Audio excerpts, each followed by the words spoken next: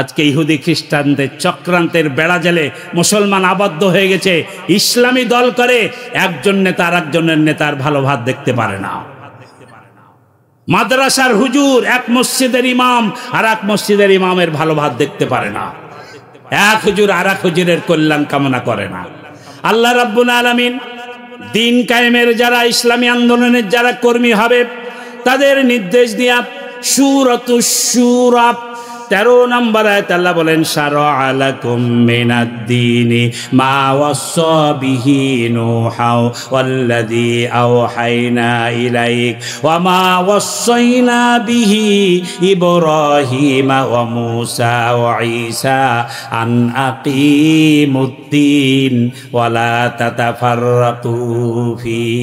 লোগোর মধ্যে, মনোগ্রামের মধ্যে আন আকিমুদ-দীন শুধু লিখলে হবে না, তার পাশাপাশি লিখতে হবে ওয়ালা তাতাফাররাকু ফি, ঐক্যবদ্ধ থাকতে হবে। ঐক্যবদ্ধ না থাকলে কোনোদিনও দিন কায়েম হবে না, হবে না, হবে না। যদি দিন কায়েম করতে চান, কে কওমি, কে আলিয়া, কে পীর সাহেব, আর কে চরমুনয়, আর কে ফুলতুলি, আর কে 8 রশি, কে 16 রশি, সব মতভেদ আমাদেরকে ভুলে যেতে হবে। সকল দিন কায়েমের দলগুলোকে এক প্ল্যাটফর্মে ঐক্যবদ্ধ হতে হবে। আল্লাহ তাআলা বলছেন, আন আকিমুদ্দিনা ওয়ালা তাতাফাররাকু ফি।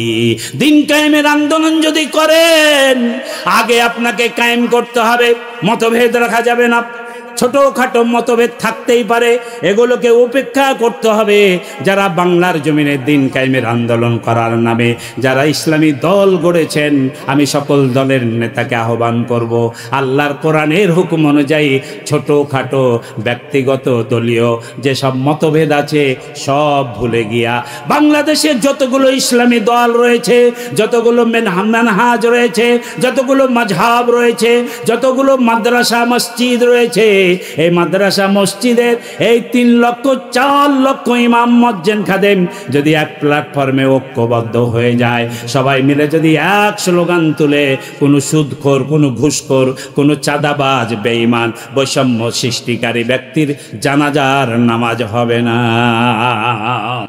নাহমাদুহু ওয়া নাস্তাঈনুহু ওয়া নাস্তাগফিরুহু ওয়া নু'মিনু বিহি ওয়া নাতাওয়াক্কালু আলাইহি ونعوذ بالله من شرور أنفسنا ومن سيئات أعمالنا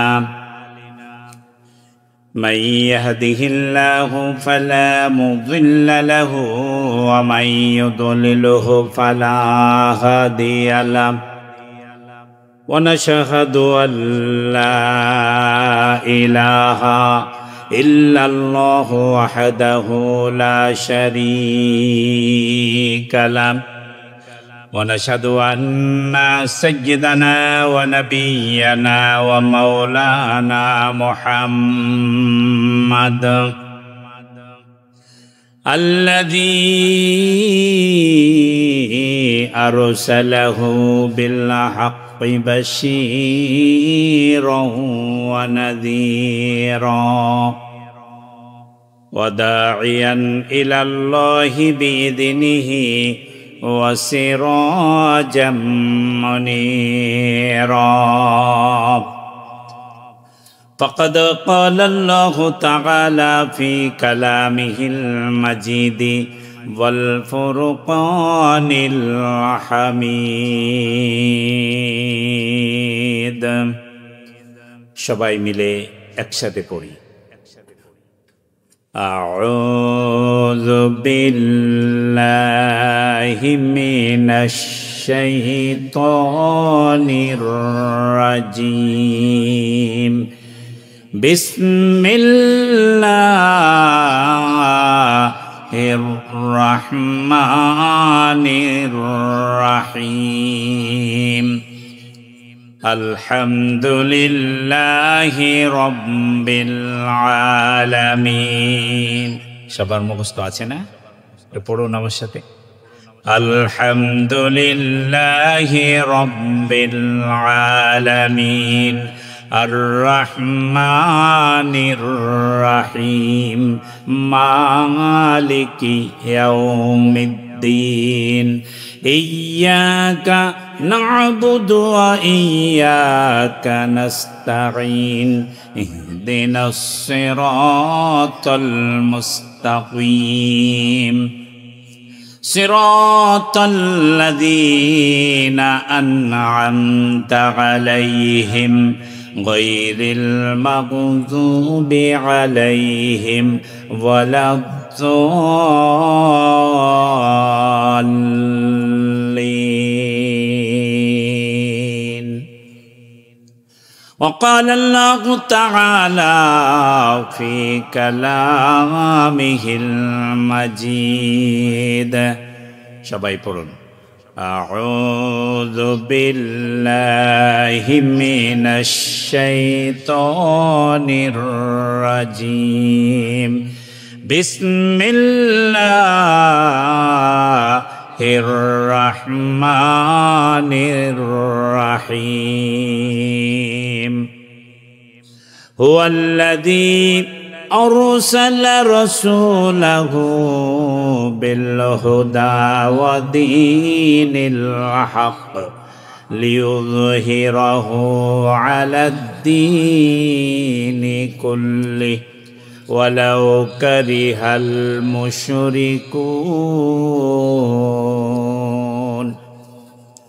يا أيها الذين آمنوا هل أدلكم على تجارة تنجيكم من عذاب أليم تؤمنون بالله ورسوله وتجاهدون في سبيل الله بأموالكم وأنفسكم ذلكم خير لكم إن كنتم تعلمون.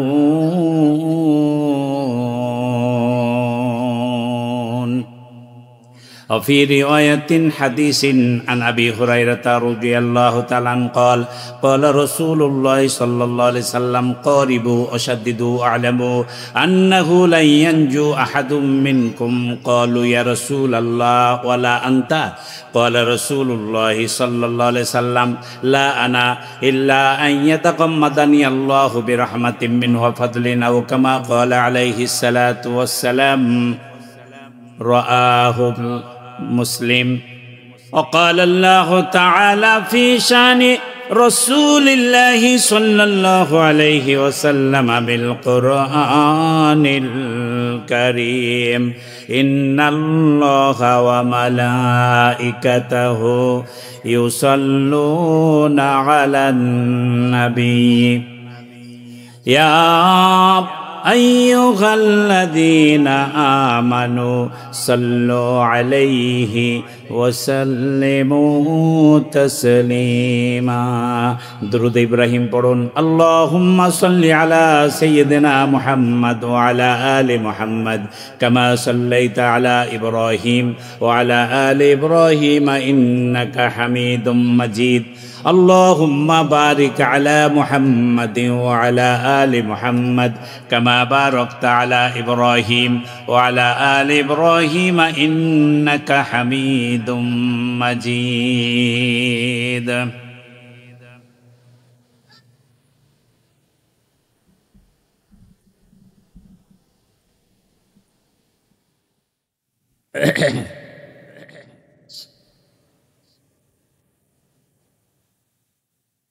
দিয়াউল কোরআন হিফজ মাদ্রাসা রাজশাহীর উদ্যোগে আয়োজিত তৃতীয় বার্ষিকী ইসলামী মহাসম্মেলনের সম্মানিত সভাপতি, প্রধান অতিথি, বিশেষ অতিথিবৃন্দ, প্রধান আলোচক সহ আজকের এই মাহফিলের, আজকের এই সম্মেলনের আমন্ত্রিত ওলামা হাজরাত, সম্মানিত সুধী মণ্ডলী, প্রাণপ্রিয় যুবক কচিকাচারা, পদ্মার আড়ালে সম্মানিত মা ও বোনেরা, শুরুতেই সে মহান রব আল্লাহ তাআলার দরবারে লক্ষ কোটি শুকরিয়া যে আল্লাহ তাআলা দুনিয়ার যাবতীয় ঝামেলা উপেক্ষা করে আরামের বিছানা হারাম করে আজকে এই মহাসম্মেলন, ইসলামী সম্মেলন, কোরআনের মাহফিলে আমাদেরকে আসার সুযোগ দান করেছেন। কালিমাতুশ শুকুর জবান খুলে কণ্ঠ ছেড়ে চিৎকার মেরে সবাই একসাথে পড়ি আলহামদুলিল্লাহ। আরেকবার চিৎকার মেরে বলুন আলহামদুলিল্লাহ। আজকের এই মাহফিলে, এই মহাসম্মেলনে উপস্থিত হতে পেরে আপনারা কি বেজার না খুশি? কম না বেশি? তাহলে গলার যতটুকু আওয়াজ সবটুকু তুলে চিৎকার মেরে বলুন আলহামদুলিল্লাহ। রব্বানা লাকাল হামদ হামদান কাসীরান তাইয়িবান মুবারাকান ফি। আমরা শুকরিয়া আদায় করলাম মহান রব আল্লাহ তাআলা। দুরুদ ও সালাম বিশ্ব মানবতার মুক্তির দিশারি নবিকুল শিরোমণি দো জাহানের নবী, বিশ্ব নবী, ধ্যানের ছবি মুহাম্মদুর রাসূলুল্লাহ। সকলে একসাথে পড়ুন সাল্লাল্লাহু আলাইহি ওয়াসাল্লাম। আল্লাহুম্মা সাল্লি আলাই আল্লাহুম্মা বারিক আলাই। সম্মানিত হাজিরিন, ওই যে দেখুন মাথার উপরে আসমান, পায়ের নিচে জমিন, এর মধ্যে যত কথা আছে আপনারাই বলুন আল্লাহর কোরআনের চেয়ে উত্তম, সুন্দর, শ্রেষ্ঠ আর কোনো কথা আছে কি? আওয়াজ তুলুন, আছে? খৈরুল কালামি কালামুল্লাহ। সবচেয়ে উত্তম, সুন্দর, শ্রেষ্ঠ কার কথা? বিশ্বাস যদি হয় আল্লাহর হস্তে হাতখানা তুলে বলুন কার কথা? আজকের এই মহাসম্মেলনে আল্লাহর কথা তথা কোরআনের কথা যদি আলোচিত হয় আপত্তি আছে কারো? আওয়াজ তুলুন, আছে? আমি বলবো থাকতে পারে তার, যে হলো ইবলিস, শয়তানের চাচাতো মামাতো ভাই। আল্লাহ আমাদেরকে শয়তান মুক্ত হওয়ার তৌফিক দিন। আরেকবার জোরে বলুন আমিন। আরো জোরে কন্যা আমিন। সম্মানিত হাজিরিন, যেহেতু এটা কোরআনের মাহফিল, কোরআনের মাদ্রাসা, দিয়াউল কোরআন হিফজ মাদ্রাসা, যে মাদ্রাসায় 24 ঘন্টা কোরআনের তেলাওয়াত, কোরআনের তালিম এবং কোরআনের তাওতিল সহকারে কোরআন পাঠ করানোর, বিশুদ্ধ কোরআন শিক্ষা দেওয়ার যে সুন্দর প্রশিক্ষণ ব্যবস্থা, তারই উদ্যোগে আজকের এই মাহফিল। সেজন্য আমরা সরাসরি আল্লাহর কোরআন থেকে আলোচনা শুনতে চাই। ওমা তাওফিকি ইল্লা বিল্লাহ আলাইহি তাওয়াক্কালতু ওয়া ইলাইহি উনীব। সবাই একসাথে পড়ুন ইনশাআল্লাহ। দেখুন, আল্লাহ রাব্বুল আলামিন আমার নবীকে প্রেরণ করলেন দুনিয়ার বুকে, নবুয়ত দিলেন 40 বছর বয়সে। এই 40 থেকে 63, এই টোটাল হচ্ছে 23 বছর। জোরে বলুন কত বছর? এই 23 বছরের নবুয়তি জিন্দিগিতে বিশ্বনবী মুহাম্মদুর রাসূলুল্লাহ সাল্লাল্লাহু আলাইহি সাল্লাম জীবনীটাকে, ইসলামী আন্দোলনের কার্যক্রমটাকে আল্লাহ তাআলা বলুন কয় ভাগে? একটা ভাগ হচ্ছে মাক্কি জীবন, আর একটা হচ্ছে মাদানী জীবন। মাক্কি জীবনে অত্যাচারিত, নির্যাতিত ছিলেন, যেখানে ইসলামের পূর্ণাঙ্গতা আনতে তিনি সক্ষম হন নাই, বরং ইমানের উপর টিকে থাকাই ছিল সবচেয়ে বড় পরীক্ষা। ইমানকে ধরে রাখাই ছিল সবচেয়ে বড় মুশকিল। এমন দুর্দিনে, এমন কঠিন মুসিবতের দিনে বিশ্বনবী মুহাম্মদুর রাসূলুল্লাহ সাল্লাল্লাহু আলাইহি সাল্লাম ওই আয়ামে জাহিলিয়াতের বর্বরচিত মানুষগুলোকে সোনার মানুষেতে পরিণত করে, তাদেরকে ট্রেনিং দিয়ে, প্রশিক্ষণ দিয়ে, দারুল আরকামে কোরআনের শিক্ষা দিয়া নবীজি এদেরকে সোনার মানুষ তৈরি করলেন। কিন্তু মানুষ তৈরি হলেও জমিন তৈরি হয় নাই। যেই জমিনে দিন কায়েম হবে, যেই জমিনে আল্লাহ তাআলা আমার নবীকে প্রেরণ করলেন, সেই জমিনটি দিন কায়েমের জন্য উপযুক্ত ছিল না। যার কারণে আল্লাহ তাআলার নির্দেশে বিশ্বনবী মুহাম্মদুর রাসূলুল্লাহ সাল্লাল্লাহু আলাইহি সাল্লাম 13টি বছর পরে মদিনার মানুষের আমন্ত্রণ পাওয়ার পর সেখানে প্রথম আকাবায় 12 জন, দ্বিতীয় আকাবার শপথে 75 জন, 12 আর 75 মোটামুটি 87 জন আগেই মুসলমান হয়ে গেছিল। নবীজি মদিনায় যাবার আগেই এই 87 জন এই আকাবার শপথে এসে মুসলমান হয়ে তারা মদিনার পরিবেশটাকে পজিটিভ করে তুলল। এবং নবীজিকে দাওয়াত করলেন যে হে নবী, আপনি যদি মক্কা ছেড়ে আমাদের মদিনাতে আগমন করেন তাহলে আমরা আপনার সাথে 3টা চুক্তিবদ্ধ হব। এক, আমাদের আউস, খাজরাজ এবং বনু নজ্জার, এই 3টা গোত্রের প্রায় 80 থেকে 90% মানুষ আমরা ঈমান এনে মুসলমান হয়ে যাব। জোরে কন্যা সুবহানাল্লাহ। 2 নম্বরে হলো আমাদের মদিনাতে আরো 6টা গোত্র আছে। এদিকে বনু নজির, বনু কুরাইজা, বনু কাইনুকা, আর ওইদিকে আছে বনু গাতফান, বনু হারেসা এবং বনু সালিমা। এই 9টা গোত্র আমরা একত্রিত হয়ে জোটবদ্ধ হয়ে আপনাকে মদিনার রাষ্ট্রপ্রধান বানিয়ে দেব। সুবহানাল্লাহ কোন। তাহলে মক্কার মানুষ দিন কায়েমের পরিবেশ দেয় নাই, অত্যাচার, নির্যাতন, জুলুম চালিয়েছে। জন্মভূমি হওয়ার পরেও শুধুমাত্র দিন কায়েমের স্বার্থে আল্লাহ নবী এই সোনার মানুষগুলোকে নিয়ে কোথায় চলে আসলেন? সোনার মদিনায় আসলেন।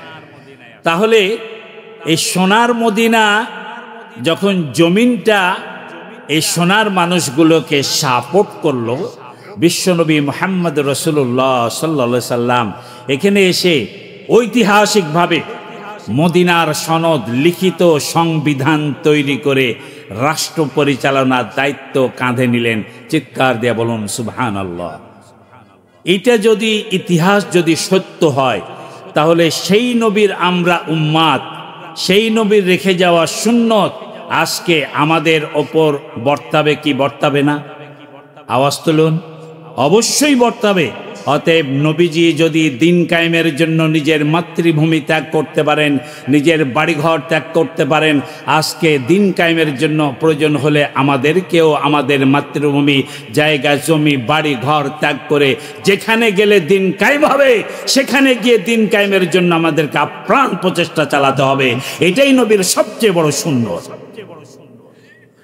দুঃখজনক, এই সুন্নতটা আমাদের সমাজে জিন্দা না মরা? বলুন। এই সুন্নতটা আমাদের সমাজে মরা অবস্থায় আছে, জিন্দা অবস্থায় নেই। আমাদের সমাজ ইসলামকে চিনতে ভুল করছে। এক শ্রেণীর মানুষ তারা মনে করছে মসজিদে মসজিদে গিয়ে কিছু ফজিলতের বয়ান করলেই ইসলামের দায়িত্ব পালন শেষ হয়ে গেল। আরেক শ্রেণীর মানুষ মনে করছে আমি একটা হাফেজিয়া মাদ্রাসা খুলবো, একটা নুরানি মাদ্রাসা করব, মসজিদের টাকা পয়সা দিয়ে একটা মসজিদ গড়ে দেব, আমার ইসলামের কাজ শেষ। মসজিদ আর মাদ্রাসা গড়ে মানুষ ধরে নিয়েছে আমি ইসলামের বিশাল কল্যাণ করলাম, উপকার করে দিলাম, এই তো মাদ্রাসা প্রতিষ্ঠা করে ফেলেছি, এই তো মসজিদ তৈরি করে ফেলেছি, আমি বড় দায়ী, আমি দিনের বড় একজন দায়ী হয়ে গেলাম। আরেক দল মানুষ আছে যারা মনে করছে একেবারে সরাসরি বিপ্লব, কোনো আইন কানুন আমরা মানি না, কারো কাছে মাথা নত করি না, সবকে মেরে ফেলো, যারা ইসলাম পালন করবে না সবকে খতম করো, করে একেবারে বেদিনদেরকে উৎখাত করে দিয়া সেখানে দিন কায়েম করো। এরা উগ্র চিন্তা ভাবনা নিয়ে সমাজে প্রতিষ্ঠিত হতে চাচ্ছে, তারা ইসলামকে কায়েম করতে চাচ্ছে।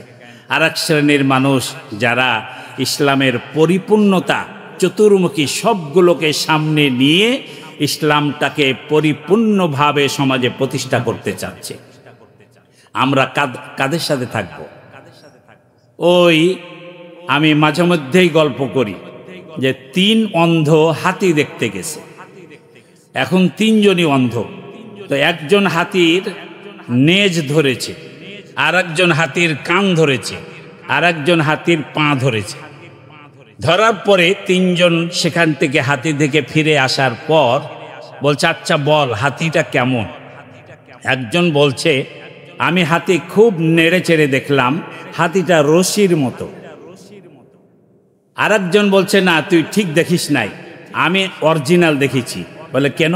বলে আরে আমি বুকে চেপে ধরেছিলাম, আমি বুকে চেপে ধরে দেখলাম হাতিটা একটা থাম্বার মতো। বলে না তুই ঠিক দেখিস নাই, আমি আসল দেখেছি। বলে কি দেখেছিস? বলে আমি দেখলাম হাতিটা একখান কুলার মতো। 3 জনে লেগেছে গন্ডগোল, খুব তুমুল গন্ডগোল। আচ্ছা বলেন, তিনজনে কিছু দেখেছে? অত তিনজনই অন্ধ। এক বিজ্ঞ ব্যক্তি রাস্তা দিয়ে যাচ্ছিল, বলে এই কি হয়েছে তোদের? বলে হুজুর বলেন তো, আমরা তিনজন হাতি দেখে আসলাম। ও বলছে রশির মতো, ই বলছে থাম্বার মতো, আমি বললাম কুলার মতো, কোনটা ঠিক? ওই বিজ্ঞ ব্যক্তিটা চিন্তা ভাবনা করে দেখলো এরা তো তিনজনই অন্ধ, কি দেখেছে? এরা হাতির এক একজন এক একটা অংশ দেখেছে। যে লেজ ধরেছে তার কাছে মনে হয়েছে হাতিটা রশির মতো, আর যে পা ধরেছে তার কাছে মনে হয়েছে হাতিটা থাম্বার মতো, আর যে হাতির কান ধরেছে তার কাছে মনে হয়েছে হাতিটা কুলোর মতো। বলে যে দেখো, তোমরা তিনজনই হাতি দেখেছো, কিন্তু হাতির একটা অংশ দেখেছো। মূলত হাতি হচ্ছে সবগুলোর সমন্বয়ে। তুমি যে থাম্বা দেখেছো এটা হলো হাতির পা, তুমি যে কুলো দেখেছো এটা হাতির কান, আর তুমি যে রশি দেখেছো এটা হাতির লেজ, সব মিলেই হলো হাতি। আমাদের সমাজে একদল দরবার শরীফ খুলে, খানকা শরীফ খুলে মনে হচ্ছে এটাই অরিজিনাল ইসলাম। আর একদল মিলাদ মাহফিল নিয়ে ব্যতিব্যস্ত, ওরা মনে করছে এটাই অরিজিনাল ইসলাম। আর একজন মনে করছে বয়স তো শেষ করে দিলাম, এই আলিফ বা তা সা পড়াতে পড়াতে, নুরানি পড়াতে আর হেফজ পড়াতে পড়াতে আমার জীবন খতম, আমি অরিজিনাল কাজ করে গেলাম, এত মানুষকে আমি কোরআন শিখালাম, এটাই আমি দিনের সবচেয়ে বড় কাজ করলাম। আর একজন উগ্রপন্থা নিয়ে চিন্তা ভাবনা করছে। মূলত এগুলো সবই ইসলামের এক একটা অংশ। আওয়াজ তুলে পান ঠিক না বেটি? Islam is the complete code of life. ইসলাম হবে পরিপূর্ণ, এর কোনো অংশ কম নেই। এজন্য ইসলামকে পরিপূর্ণভাবে প্রতিষ্ঠা করার জন্য 13 বছর ধরে নবীজি চেষ্টা করেও পারেন নাই। এর পরিপূর্ণতা আনার জন্যই তিনি মক্কা থেকে মদিনায় হিজরত করেছিলেন। আওয়াজ তুলে পান ঠিক না বেটি? মদিনায় আসলেন, মদিনায় এসে কি শান্তি পেয়েছেন? 10টি বছরে মিনিমাম 40টা যুদ্ধ হয়েছে। 40টা যুদ্ধ হয়েছে। গাজওয়া এবং সারোয়া মিলে বিশ্বনবী মুহাম্মদুর রাসূলুল্লাহ সাল্লাল্লাহু আলাইহি সাল্লাম নিজে 27টি যুদ্ধের সেনাপতির দায়িত্ব পালন করেছেন। সুবহানাল্লাহ বলেন। কয়টা যুদ্ধে গেছেন? মাথায় টুপি দিয়েছেন, মাথায় পাগড়ি দিয়েছেন, বেশ নবীজির সুন্নত, তাই নয় কি? নবীর সুন্নত পালন করছেন, কিন্তু নবীজি হাতে তরবারি ধরে কাফিরের বিরুদ্ধে যুদ্ধ করেছে। আপনি কয়দিন হাতে তরবারি ধরেছেন? এখন তার তরবারির যুগ নাই। যিনি মসজিদে ইমামতি করার যোগ্যতা রাখবেন তিনি পিস্তল রাইফেল চালানোরও যোগ্যতা রাখবেন। কিন্তু ওই বোখাটেরা পিস্তল রাইফেল চালাতে পারে। একজন ইমাম দাঁড়িয়ে এসে বলেন তো হুজুর আমি পারি? রাজশাহী মহানগরীতে কয়জন হুজুর পিস্তল চালাতে জানে? কিন্তু আবার নবী তরবারি চালিয়েছেন, আমার নবী তীর ধনুক দিয়ে তীর চালিয়েছেন। তাহলে নবী যদি তীর চালিয়ে থাকেন, নবীজির যদি তরবারি থাকে, আল্লাহ নবী তীর এবং তরবারি রাখতেন যেখানে ইমামতি করতেন তার পাশে। এজন্য এই জায়গার নাম ছিল মেহরাব। কি নাম বলুন? মেহরাব শব্দের শাব্দিক অর্থ হলো অস্ত্র রাখার জায়গা। তাহলে নবীজি যেখানে ইমামতি করতেন সেখানে অস্ত্র রাখতেন। আমরা তো এখানে শুধু ফাজাইলে কেতাব রাখি। আমরা এখানে তো নবীর সুন্নত পালন করতে পারি না। আমরা টুপির সুন্নত পালন করেছি, পাগড়ির সুন্নত পালন করেছি, কিন্তু নবীজি যে অস্ত্র পাশে রেখে ইমামতি করতেন, কয়জন হুজুরের অস্ত্র আছে? বলে হুজুর অস্ত্র তো বৈধ নাই, এটা তো সরকারের অনুমোদন লাগে। হ্যাঁ, প্রয়োজন হলে ট্রেনিং নেন, প্রয়োজন হলে সরকারের অনুমোদন নেন।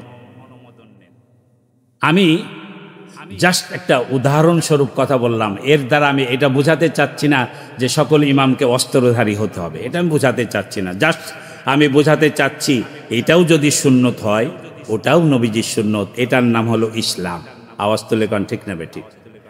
ভাইরা আমার, বাবাজিরা আমার, মদিনা রাষ্ট্র কায়েমের পর নবীজি একটা দিন আরামে ঘুমাতে পারেন নাই।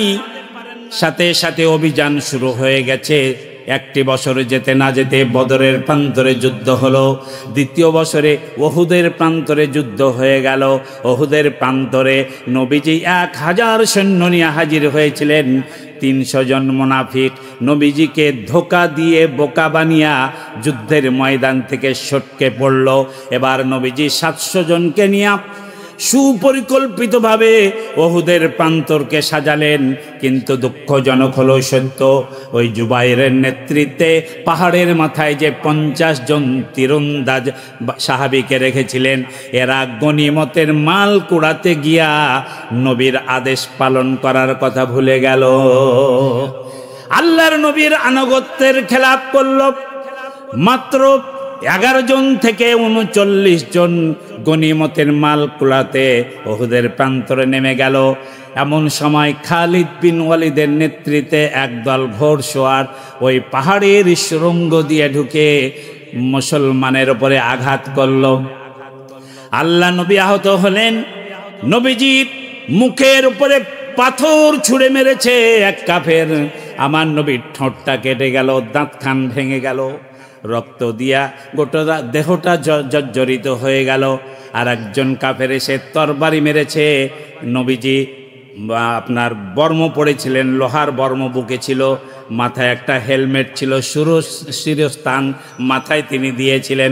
মাথায় হেলমেট, বুকে লৌহ বর্ম আমার নবী যুদ্ধের ময়দানে পরিধান করেছিলেন, যার কারণে তরবারি মারার সময় কাফের গর্দানে মারতে গিয়া মাথায় লেগে গেল। মাথায় লাগার সাথে সাথে হেলমেটটা ছিটকে পড়ে গেল। হেলমেটের এই জায়গায় একটা লোহার আংটা ছিল, এই লোহার আংটাটা আমার নবীর কপালের মধ্যে ঢুকে গেল। নবীজির মাথার মধ্যে লোহার আংটা ঢুকে গেছে। নবীজি চিত হয়ে পড়ে গেছেন। কাফেররা ওহুদের প্রান্তরে খবর দিয়ে দিল কুতিলা মুহাম্মদ সাল্লাল্লাহু আলাইহি সাল্লাম মারা গেছে। মুসলমানেরা নির্জীব হয়ে গেল। কার জন্য যুদ্ধ করব গো? নবীজি নাই, নবীজি নাই। আবু বকর ওমর বলল, আল্লাহর নবী না থাকতে পারে, দিন আছে যতদিন, আমরা থাকবো ততদিন। দিনকে প্রতিষ্ঠা করার জন্য যদি আমার নবী জীবন দিতে পারে রে, আমি আবু বকর, আমি ওমর, আমি ওসমান, আমি আলী, আমাদের বেঁচে থেকে একানাও লাভ নেই। আমরা জীবন যাওয়া পর্যন্ত যুদ্ধ চালিয়ে যাব। ভাইরা আমার, বাবাজিরা আমার, এই যে যুদ্ধের ময়দানে বিশৃঙ্খলা হয়ে গেল, আল্লাহ তাআলা এটা পছন্দ করলেন না। সূরা আল ইমরানে 60খানা আয়াত ওহুদের প্রান্তরের ঘটনাকে কেন্দ্র করে নাজিল হলো। আর এহুদের প্রান্তরে আনুগত্যের খেলাপ করার কারণে আল্লাহ রাব্বুল আলামিন কুরআনুল কারিমে মাত্র 14খানা আয়াত দিয়ে একটা সূরা নাজিল করেছেন। সেই সূরার নাম হলো সূরাতুস সফ। কি নাম? জোরে কান, আরো জোরে বলেন। সূরাতুস সফ, 28 নম্বর পারা, 61 নম্বর সূরা। মাত্র 14খানা আয়াত দিয়া আমার নবীর কাছে জানায় দিলেন। এই সূরা সফে আল্লাহ তাআলা বললেন, ইন্নাল্লাহা ইউহিব্বুল্লাযীনা ইকাতিলুনা ফী সাবিলিহি সাফফান কাআন্নাহুম বুনিয়ানুম মারসুস।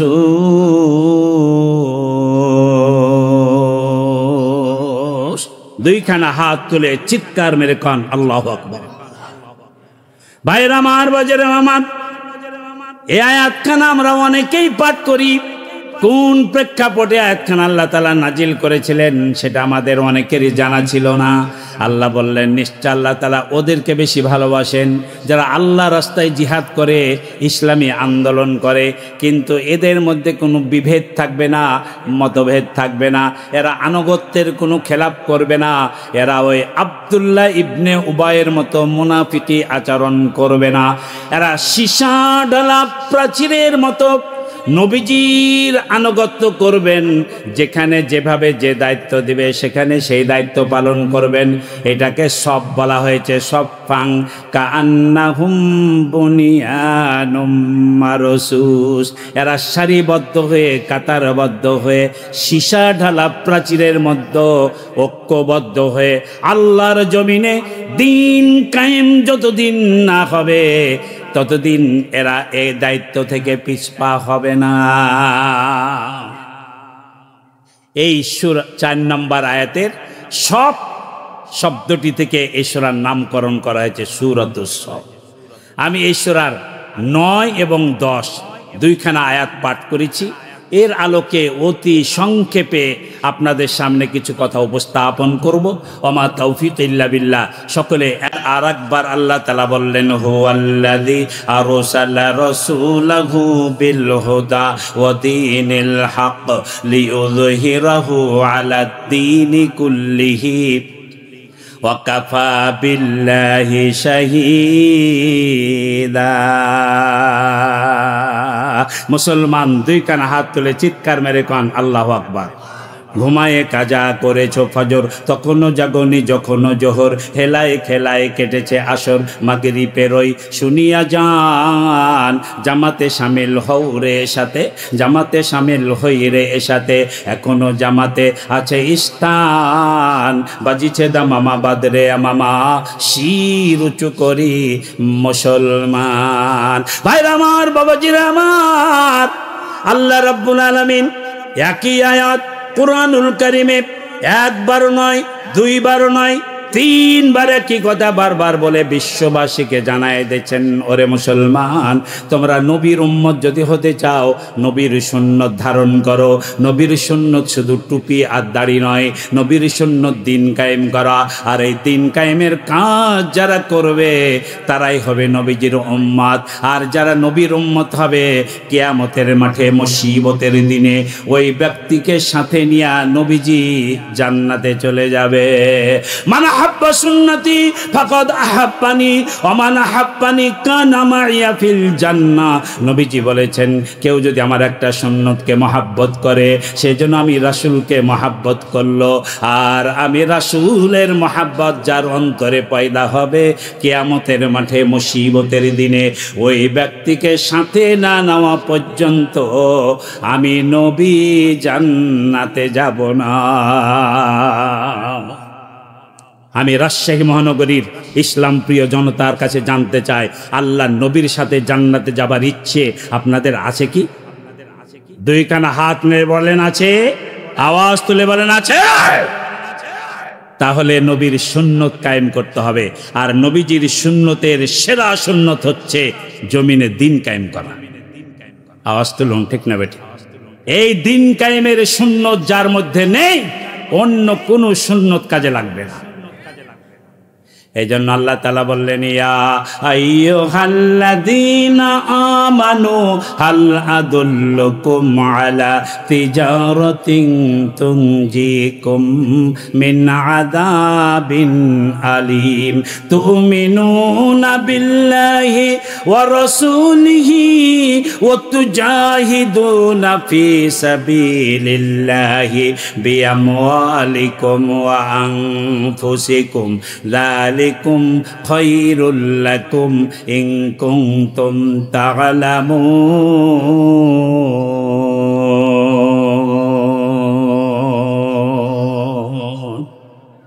আপনাদের কি একটুকু ঈমান জাগ্রত হচ্ছে না? চিৎকার দিয়ে কোন আল্লাহু আকবার। আর বলবেন আল্লাহু আকবার। আল্লাহু আকবার বললে ঈমান বাড়ে। এটা কোনো দুনিয়ার কোনো দলের স্লোগান নয়, কোনো দলকে এটা দেওয়া যাবে না। এটা হচ্ছে ইমানদার মুসলমানের ইমানি স্লোগান। আমাদের দেহে যতক্ষণ এক বিন্দু রক্ত থাকবে ততক্ষণ আমাদের জবান দিয়ে বের হবে আল্লাহু আকবার। আওয়াজ তুলুন, ঠিক না বেঠিক?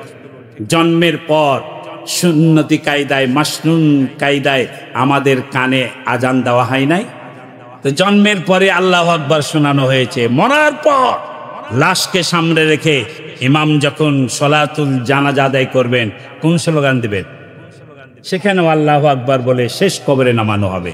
তাহলে জন্মের পরে আল্লাহু আকবার, মরার পরেও কবরে যাওয়ার আগে আল্লাহু আকবার। ঠিক না ঠিক? জোরে কান ঠিক না ঠিক? ফেরেশতা মুনকার নাকির এসে বলবে মার রব্বুকা, তখন কি বলবেন? রব্বি আল্লাহ, সেখানেও আল্লাহ।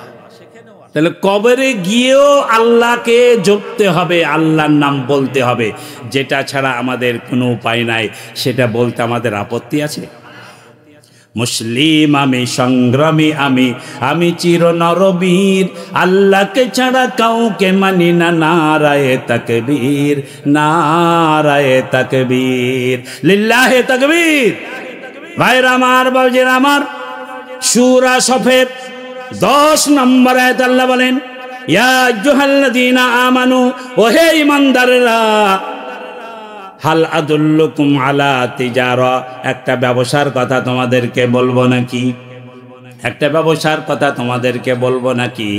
এক সাহাবী, বিশিষ্ট সাহাবী, একদিন আল্লাহর নবীর কাছে আসলেন, এসে বললেন, ইয়া রাসূলুল্লাহ, ইয়া হাবিবাল্লাহ, আমি সিদ্ধান্ত নিয়েছি বউকে তালাক দিয়ে দেব, সংসারকে বিসর্জন দিয়ে দেব, আমি সারা দিন রোজা রাখব, সারা রাত ইবাদত বন্দেগি করব, আর যেখানে আপনি আমাকে সাথে নিয়ে যাবেন সেখানে গিয়ে জিহাদ করব, লড়াই করব, জীবন দিয়ে দেব, আমি সংসার করব না, বউ বেটি সংসারের সাথে, এই ঝামেলার সাথে আমি জড়িত থাকবো না।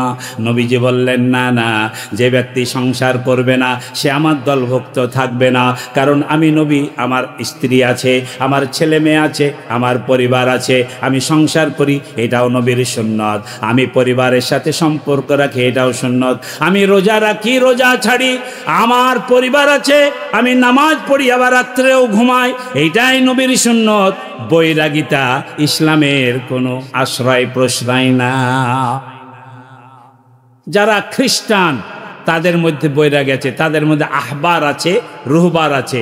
আমি ওই ইসলামী ব্যাংক হাসপাতাল নওদাপাড়ার সামনে একটা আপনার আছে, একটা গির্জা আছে, তো ওর যিনি ফাদার, ওর নাম হলো ফাদার প্যাট্রিক গণেশ, তো ওর সাথে একটা সাক্ষাতে গেলাম, তো অবিবাহিত, সে চিরকুমার, বয়স প্রায় 70 বছর। বলে বিয়ে করে না কেন? বলে আমাদের ধর্মের নিয়ম হলো যিনি ফাদার হবেন সে বিয়ে করবে না, বিয়ে তো একটা নিকৃষ্ট কাজ, মানে তারাকে বৈরাগী হতে হবে, সংসার মুক্ত হতে হবে, তাহলে সে গির্জার ঠাকুর হতে পারবে। আমাদের ইসলামে হুজুরের বউ আছে কি? বলে হুজুর কয়টা ছেলে? বলে 18টা ছেলে। একজন বলছে বিশ্বাস করব কাকে? হুজুরের যদি 18টা ছেলে হয়, বিশ্বাসটা করব কাকে? তার মানে কিছু কিছু মানুষের ধারণা ওই খ্রিস্টান ইহুদিদের মতো। আওয়াজ তোলে কোন ঠিক না বেঠিক? ওরা যেমন ধর্মের যারা গুরু, ওরা যেমন বৈরাগী জীবনযাপন করে, আমাদের হুজুরেরা বৈরাগী, তাদের সংসার থাকবে না, পরিবার থাকবে না, হাট থাকবে না, বাজার থাকবে না, ওরা শুধু আল্লাহ বিল্লাহ করবে। এই ধরনের কিছু লোক সমাজে আছে না নাই? আওয়াজ তোলে। ইসলাম এটাকে নিষিদ্ধ করেছে। আল্লাহ নবী ও সাহাবীকে বললেন নো। ওই সাহাবী বললেন, ইয়া রাসূলুল্লাহ, তাহলে আমাকে একটা ভালো ব্যবসার কথা বলেন, যেটা করলে পরকালে আমি জান্নাত পাবো। নবীজি থমকে গেলেন যে ব্যবসা, কি ব্যবসা আছে যা করলে জান্নাত পাওয়া যায়? আল্লাহ রাব্বুল আলামিন সাথে সাথে সূরা সফের 10 নম্বর আয়াত নাজিল করলেন। অ্যাটেনশন, কয় নম্বর? 10 নম্বর আয়াত নাজিল হলো, ইয়া আইয়ুহাল্লাযীনা আমানু হাল আদুল্লুকুম আলা তিজারা। ওগো নবী, আপনি ইমানদারদেরকে বলে দেন, আল্লাহ কি এমন একটা ব্যবসার কথা বলবে, তুনজিকুম মিন আযাবিন আলিম, এই ব্যবসা যারা করবে আল্লাহ তাআলা তাদেরকে নগদে বাকিতে 3টা লাভ দেবেন। জোরে জোরে কান সুবহানাল্লাহ। কয় লাভ? জোরে বলেন, কয় লাভ? যদি 3খানা আঙ্গুল থাকে তুলে তুলে বলেন তো কয় লাভ? যার 3খানা আঙ্গুল আছে সে তুলেন, লুলা যারা তারা তুলিয়েন না। বলেন কয়টা লাভ? জোরে বলেন, কয়টা লাভ? 3টা লাভ নগদে বাকিতে আল্লাহ দেবেন। এটা আমার কথা নয়, হুজুরের কথা নয়, স্বয়ং আল্লাহ কোরআনে বলেছেন। একটু বলবো 3টা লাভ, শুনে যান। খালি ব্যবসা করলেই হবে না, ব্যবসা লাভ লসের ভিত্তিতেই হয়। লাভও হতে পারে, লসও হতে পারে, কিন্তু লাভ লসের ভিত্তিতে হলেও প্রত্যেকটা ব্যবসায়ী একটাই কামনা করে যে আমার ব্যবসাতে আল্লাহ লাভ দেখ, লাভ দেখ, সবসময় আল্লাহর কাছে লাভ চাই। আওয়াজ তুলে কোন ঠিক না বেঠিক?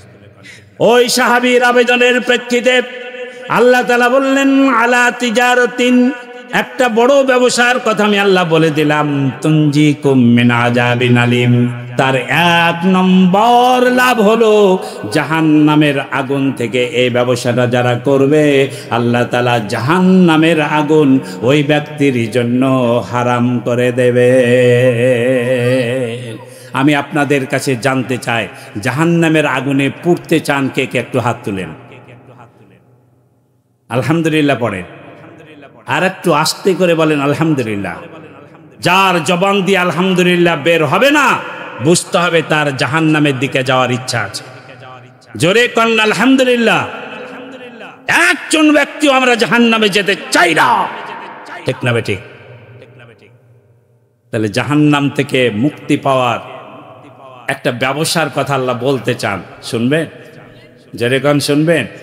আল্লাহ রাব্বুল আলামিন সূরা সফের 11 নম্বর আয়াতের মধ্যে সেই ব্যবসার বর্ণনা করে বলেন, তুমিনুনা বিল্লাহি ওয়া রাসূলিহি ওয়া তুজাহিদুনা ফি সাবিলিল্লাহি বিআমওয়ালিকুম ওয়া আনফুসিকুম যালিকুম খায়রুল লাকুম ইন কুনতুম তা'লামুন।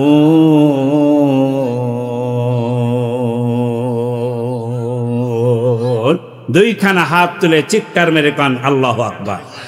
ভাইরা আমার, বৈজের আমার, একটা ব্যবসা করতে হলে কমপক্ষে 3টা জিনিস দরকার। যেটা বলেন কয়টা? 1 নম্বরে হলো পুঁজি, ঠিক না বে ঠিক? ব্যবসা করতে গেলে পুঁজি লাগবে। 2 নম্বরে হলো অভিজ্ঞতা, যোগ্যতা, দক্ষতা। আপনার যদি ব্যবসার যোগ্যতা দক্ষতা না থাকে, পুঁজি থাকলেও ব্যবসা করতে পারবেন না। ওখানে গিয়ে ঠকে যাবেন, ওখানে গিয়ে আপনি হেরে যাবেন। অন্য ব্যবসায়ীরা আপনার ওপর আপনাকে উপেক্ষা করে তারা লাভ করে ফেলবে। কারণ ব্যবসার কিছু কোয়ালিটি আছে, যোগ্যতা আছে, কিছু কলা কৌশল আছে। ব্যবসা সম্পর্কে সঠিক কলা কৌশল না জানলে ওই ব্যবসা টিকবে না। আওয়াজ তুলে কন, ঠিক না বেঠিক? তাহলে 1 নম্বরে কি বলুন? পুঁজি। 2 নম্বরে অভিজ্ঞতা। আর 3 নম্বরে এই ব্যবসা করার জন্য আপনি তো একাই পারবেন না, আপনাকে কিছু লোকের সাথে সম্পর্ক করতে হবে। আপনার শেয়ারদার হতে পারে, আপনার ডিলার হতে পারে, আপনার মার্কেটিং অফিসার হতে পারে, আপনার সেলসম্যান হতে পারে, আপনার দোকান হতে পারে, আপনার কর্মচারী হতে পারে, আপনার কর্মকর্তা হতে পারে। এককভাবে একাই সব কিছু করবেন, এইটা মানুষের পক্ষে সম্ভব নয়। তাহলে কিছু লোককে সাথে নিতে হবে যারা আপনার ব্যবসার বিভিন্ন কাজে আপনাকে সহযোগিতা করবে। তাহলে কয়টা জিনিস দরকার হলো? 1 নম্বরে পুঁজি, 2 নম্বরে অভিজ্ঞতা, 3 নম্বরে কিছু লোকের সহযোগিতা। সহযোগিতা ছাড়া একটা মানুষও একাই কোনো ব্যবসা করতে পারে না। আল্লাহ রাব্বুল আলামিন 3টা লাভ দিতে চেয়েছেন, আর এই 3টা লাভ পাওয়ার জন্য 3টা ব্যবসার 3টা শর্ত আল্লাহ তাআলা দিয়েছেন। 1 নম্বরে শর্ত হলো তুমিনুনা বিল্লাহ, এক আল্লাহয় বিশ্বাসী হতে হবে। আল্লাহর উপর তাওয়াক্কুল, আল্লাহর উপর ভরসা পরিপূর্ণ রাখতে হবে। আল্লাহর উপর তাওয়াক্কুল ভরসা যার পরিপূর্ণ হবে, সে তার ব্যবসাতে লাভবান হবে। আর যার মধ্যে দনমনো থাকবে, যার মধ্যে দ্বিধা বিভক্তি থাকবে, ওই ব্যক্তি পদে পদে ক্ষতিগ্রস্ত হয়ে যাবে। 2 নম্বরে হলো তুমিনুনা বিল্লাহি ওয়া রাসূলিহি, নবীর অনুসরণ করা লাগবে। অনেকে বলেন নবীকে মানব না, আল্লাহর সব কিছু করব, কোরআন অনুযায়ী চলবো, হাদিস মানব না। সে ব্যক্তি কোনোদিন সঠিক পথ পাবে না। কারণ আল্লাহর দেওয়া বিধানগুলোকে বাস্তবে রূপান্তরিত করেছেন বিশ্বজাহানের নবী মুহাম্মদুর রাসূলুল্লাহ সাল্লাল্লাহু আলাইহি সাল্লাম। অতএব কেউ যদি আল্লাহকে পেতে চায়, তাহলে অবশ্যই আল্লাহর নবীর তাকে অনুসরণ করা লাগবে। আওয়াজ তুলে বলুন ঠিক কিনা? সূরা হাশরের 7 নম্বর আয়াতে বলেন, মা আতাকুমুর রাসূল ফাখুজুহু ওয়া মা নাহাকুম আনহু ফান্তাহু। আমার নবী যা যা করেছে তোমরা তা তা করবে, আমার নবী যেটা করে নাই তোমরা তা করবে না। তাহলে নবীর জীবনী সম্পর্কে আমাদেরকে পরিপূর্ণ জ্ঞান রাখা লাগবে। নবীর 23 বছরের আপনার জন্মের দিকেও বাদ দেন, শেষেরগুলো বাদ দেন, কমপক্ষে 23 বছরের নবুয়তি জিন্দেগিটা প্রত্যেক মুসলমানকে জানা অপরিহার্য, ফরজ কাজ। কারণ নবীকে অনুসরণ করতে হলে নবীর জীবন জানতে হবে। আওয়াজ তুলে পান, ঠিক না বেঠিক? ওয়াজ শুনে শুনে যতটুকু আমরা জেনেছি, কয়জন নবীর সিরাত পাঠ করেছি আমরা? দেখা যাবে 1000 মুসলমানের মধ্যে 10 জন মুসলমান খুঁজে পাওয়া যাবে না যে নবীজির 23 বছরের নবুয়তি জিন্দেগি পরিপূর্ণভাবে পাঠ করেছেন। যদি নবীর সুন্নত মানতে চান, নবীকে অনুসরণ করতে চান, অবশ্যই নবীর সিরাত পাঠ করতে হবে। জোরে কান, ঠিক না বেঠিক? তাহলে 2 নম্বর পুঁজি হচ্ছে আল্লাহ নবীকে অনুসরণ করতে হবে। মাইয়ুতির রাসূল ফাকাদ আতা আল্লাহ। আল্লাহ তাআলা শর্ত দিলেন যে আমার নবীকে আনুগত্য করবে, আমার নবীর অনুকরণ করবে, নবীর অনুসরণ করবে, সেজন্য আমি আল্লাহর আনুগত্য করলো, আমি আল্লাহকেই মেনে নিল। তাহলে আল্লাহকে পেতে হলে অবশ্যই আমাদেরকে নবীর অনুসরণ করতে হবে। আওয়াজ তুলে কোন ঠিক না বেঠিক? আমরা দুঃখজনক হলো সত্য, নবীর সুন্নতগুলোকে একজন এক একটা অংশ ধরে টানাটানি করছে। কেউ পাগড়ি নিয়ে ব্যস্ত, কেউ টুপি নিয়ে ব্যস্ত, কেউ দাড়ি নিয়ে ব্যস্ত, কেউ মাদ্রাসা নিয়ে ব্যস্ত, কেউ তবলিগ নিয়ে ব্যস্ত, কেউ জিহাদ নিয়ে ব্যস্ত, একজন এক একটা নিয়ে ব্যস্ত। কিন্তু আমাদেরকে জানা উচিত আল্লাহ নবীর সম্পূর্ণ জীবনী হচ্ছে, তিনি একদিকে যেমন তাবলিগের কাজ করেছেন, আরেকদিকে তিনি মসজিদে ইমামতি করেছেন, আর একদিকে দারুল আরকামে কোরআন শিক্ষার মাদ্রাসা গড়েছেন, আর একদিকে তিনি জিহাদের মধ্যে সেনাপতির দায়িত্ব পালন করেছেন, আর একদিকে সমাজের তিনি বিচারপতির দায়িত্ব পালন করেছেন, আর একদিকে সোনার মদিনার তিনি রাষ্ট্রপতি হিসাবে দায়িত্ব পালন করে বিশ্ববাসীকে চমক লাগাই দিয়েছেন। এটা হলো নবীর সুন্নাহ। আওয়াজ তুলে কান, ঠিক না বেঠিক? 1 নম্বরে হলো আল্লাহর উপরে বিশ্বাস, 2 নম্বর নবীর অনুসরণ, 3 নম্বর পুঁজির কথা আল্লাহ তাআলা সূরা সফের 11 নম্বর আয়াতে বলেন, ওয়াতুজাহিদুনা ফি সাবিলিল্লাহি বিআমওয়ালিকুম ওয়া আনফুসিকুম। তোমার জান, তোমার মাল দিয়া আল্লাহর রাস্তায় জিহাদ করতে হবে। জিহাদ মানে আমরা মনে করি মারামারি, লাঠালাঠি। না না না, জিহাদ মানে মারামারি, লাঠালাঠি না। কোরআনুল কারিমে একবার নয় একাধিকবার আল্লাহ তাআলা জিহাদের কথা বলেছেন। নামাজ পড়া যেমন ফরজ, রোজা রাখা যেমন ফরজ, হজ করা যেমন ফরজ। ও রাজশাহী মহানগরীর মুসলমান ভালো করে জেনে যান, নামাজ, রোজা, হজ, যাকাতের মতো প্রত্যেকটা মুসলমানের জিহাদ করা তেমনি একটা ফরজ কাজ। কিন্তু জিহাদ সম্পর্কে এক শ্রেণীর মানুষ একটা কুৎসা রটাইয়াছে, ভুল তথ্য দিয়া তথ্য সন্ত্রাস করে মুসলমানদেরকে সন্ত্রাসী বানানোর জন্য জিহাদি বইয়ের নামে, জিহাদি খেতাবের নামে জিহাদকে কলঙ্কিত করা হয়েছে। প্রকৃতপক্ষে জিহাদ কিন্তু ওরা যেভাবে অপব্যাখ্যা করেছে সেটার নাম জিহাদ নয়। আওয়াজ তুলে কোন ঠিক না বেঠিক? তাহলে জিহাদ কোরআনে 1 বার 2 বার 3 বার নয়, এটা ইমানের একটা বড় অংশ। আপনাকে পরকালে জাহান্নাম থেকে মুক্তি পেতে হলে, প্রকৃতভাবে আল্লাহর জান্নাতে যেতে হলে আল্লাহর উপরে যেমন বিশ্বাস রাখতে হবে, নবীজির যেমন অনুসরণ করতে হবে, ঠিক তেমনি ভাবে জিহাদের ময়দানে আপনাকে আমাকে অংশগ্রহণ করতে হবে। জিহাদ বিনিময়ে, জিহাদ ছাড়া কোনোদিন কেউ জান্নাতে যেতে পারবে না। জিহাদ মানে কি? জিহাদ মানে প্রাণান্তর প্রচেষ্টা চালানো, যে কোনো কাজকে বাস্তবায়ন করার জন্য আপ্রাণ প্রচেষ্টা চালার নাম হলো জিহাদ। আর জিহাদের 1 নম্বর কাজ হচ্ছে নিজের নাফসের বিরুদ্ধে জিহাদ। নিজের নাফসের বিরুদ্ধে যে জিহাদ করবে সেই হলো প্রকৃত জিহাদ। জিহাদ সবচেয়ে অল মুজাহিদু মান জাহাদা নাফসাহু ফি ইতাআতিল্লাহ। আল্লাহর আনুগত্য করার জন্য নিজের নফসের বিরুদ্ধে সংগ্রাম করাই হচ্ছে একজন মুজাহিদের সবচেয়ে বড় জিহাদ। আল্লাহ রাব্বুল আলামিন সূরা ফুরকানের 52 নম্বর আয়াতে বলেন, ফালা তুতিল কাফিরিনা ওয়াজাহিদুহুম জিহাদান কাবীরা। কাফেরদের বিরুদ্ধে, অন্যায়ের বিরুদ্ধে নিজেকে প্রস্তুত রাখা, সবসময় অটল থাকা, অবিচল থাকা, এই কাজের উপরে যারা থাকবে এটাই হলো মানুষের জীবনে সবচেয়ে বড় জিহাদ। জোরে জোরে কান সুবহানাল্লাহ। ন্যায়ের উপর প্রতিষ্ঠিত থাকা, অন্যায়ের কাছে মাথা নত না করা, এটা হলো সবচাইতে বড় জিহাদ। আর এই তিনটা কাজ যারা করবে তারা হলো একামতের দিনের কাজ করবে। আর যারা একামতের দিনের কাজ করবে তাদের উদ্দেশ্যে আল্লাহ রাব্বুল আলামিন আমাদেরকে নসিহত করেছেন। কারণ একামতের দিন যারা দিন কায়েম করতে চায় তাদের মধ্যে ভেদাভেদ থাকবে না, তাদের মধ্যে কোনো গণ্ডগোল থাকবে না, তারা মতভেদ করবে না। ছোটোখাটো খুঁটিনাটি বিষয়গুলো তারা উপেক্ষা করে চলবে। কারণ হলো এইসব ছোটোখাটো খুঁটিনাটি মতভেদ আগেও ছিল, এখনো আছে, ভবিষ্যতেও থাকবে। আওয়াজ তুলে গান ঠিক না ঠিক? এই জন্য ভাই দিন কায়েম করতে হলে ছোটোখাটো বিষয় নিয়ে মতভেদ করা যাবে না।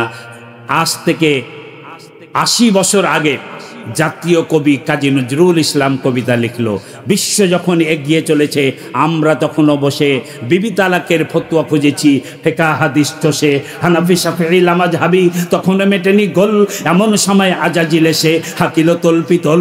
সামনের দিকে যত এগিয়েছি পিছনের দিকেও তত গন্তিতে মোরা বাড়িয়ে চলেছি গরু ছাগলের মতো। আজকে বিশ্বে মুসলমানের সংখ্যার অভাব নাই, কিন্তু সবচেয়ে লাঞ্ছিত, পদদলিত, কপাল পোড়া জাতি মুসলমান। আওয়াজ তুলে বলুন ঠিক না বেঠিক? এর মূল কারণ আমাদের মধ্যে মতভেদ, দ্বন্দ্ব, ফাসাদ, বউ তালাক নিয়ে ছোটোখাটো খুঁটিনাটি বিষয় নিয়ে হট্টগোল, গণ্ডগোলের মধ্যে আমরা পড়ে আছি। ওই খ্রিস্টান ইহুদিদের চক্রান্ত, তারা ওই আপনার 1991 সালে নিউ ওয়ার্ল্ড অর্ডার নামে একটা সম্মেলন করেছিল। সেই সম্মেলনে 31টা প্রস্তাব পাশ করেছিল। তার মধ্যে 2টা প্রস্তাব ছিল মুসলমানদেরকে ঐক্যবদ্ধ হতে দেওয়া যাবে না।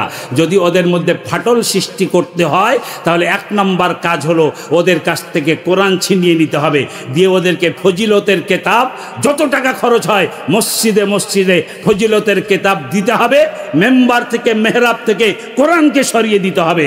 আজকে সেই চক্রান্ত গোটা বিশ্বব্যাপী তারা বাস্তবায়ন করতে সক্ষম হয়েছে। 2 নম্বর তাদের চক্রান্ত ছিল নিউ ওয়ার্ল্ড অর্ডার নামের যে চক্রান্ত।